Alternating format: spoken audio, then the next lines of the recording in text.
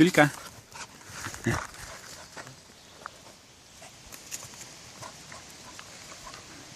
Matot, špilka visai gerėtė, gali paleisti nuo pavadžio.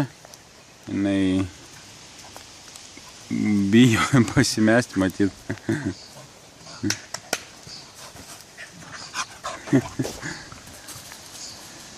Ieškom šeimininkų špilkiai, o šiaip jeigu kažkas netyčia Vilniečiai, žinot, gal kieno šuo čia pasimetęs, bet jau neberandam, porą savaičių beveik nerandam šeimininkų. Tai ieškom tikrų šeimininkų šiai špilkai. Jis labai jauna, nedaugiau 2 metų, nes dantis dar tokie visai jaunučiai.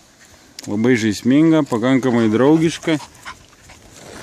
Dydis, kaip matot, visai labai nedidelis. Namie kaip ir neblogai gyvena. Moka komandą atsisėsti, jeigu duodi kažką valgyti.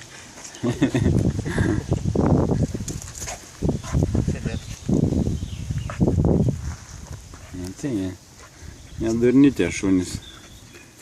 Pagalio neprisidėjo. Ne, pagalio ne. Ai, gera.